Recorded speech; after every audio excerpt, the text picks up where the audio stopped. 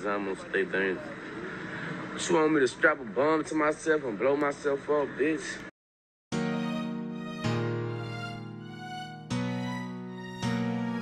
Greetings, everyone. Today we'll be rolling through the story of JaydaYoungan. Let's start with his upbringing.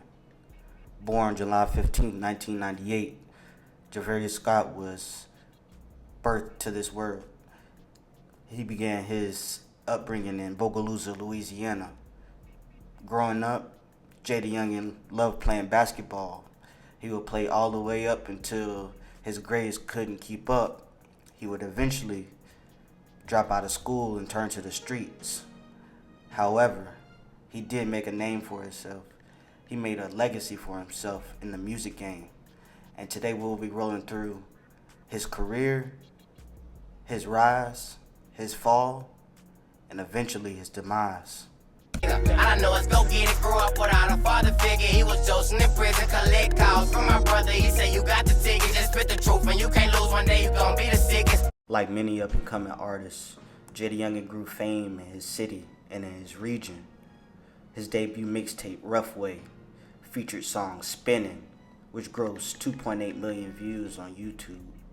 After this would lead to many more projects coming down the pipeline for JaydaYoungan, with songs like Interstate leading into one of his most popular mixtapes, 23.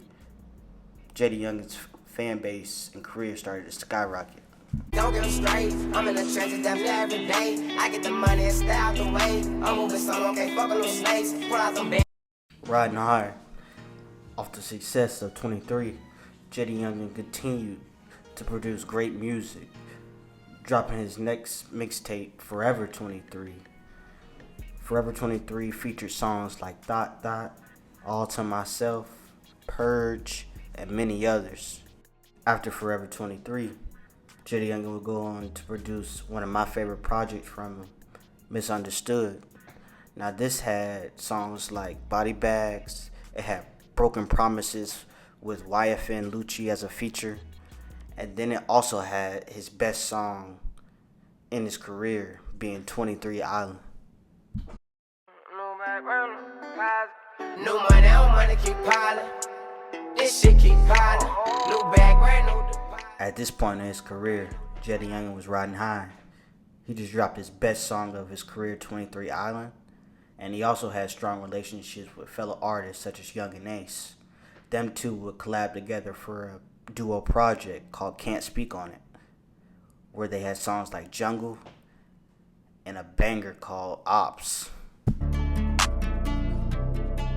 We looking for ops, young niggas letting off shots. They don't give a fuck about the cops, we clutching the mops. Bitch, if you lack at the trap, we taking whatever you got. Now JaydaYoungan's career did not come easy, and it was not peaches and cream.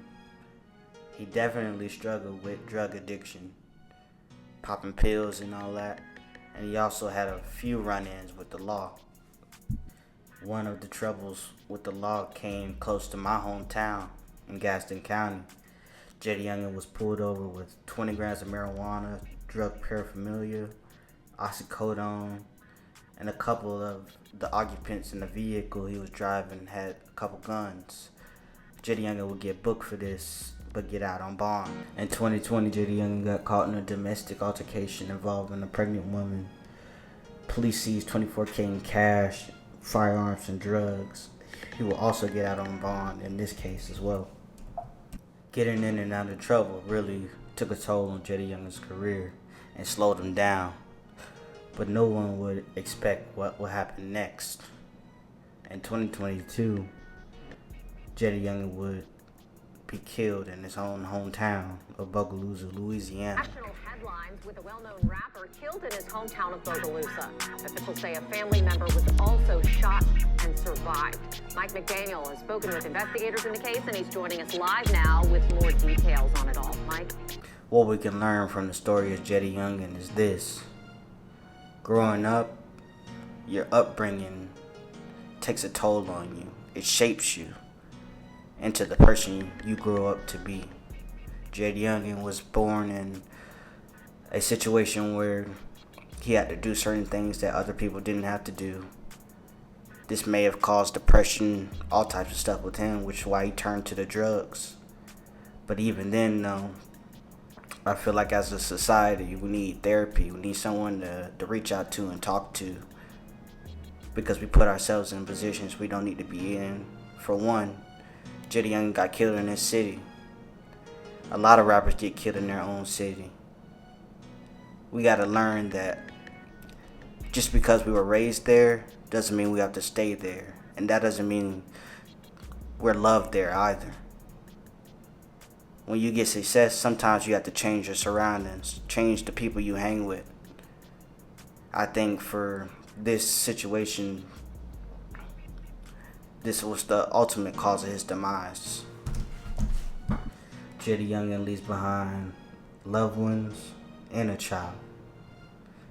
Prayers up to him and his family. Hopefully they are working through their grief.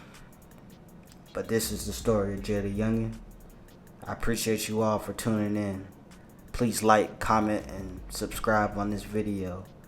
Until the next one. King David and I'm out, man. Peace.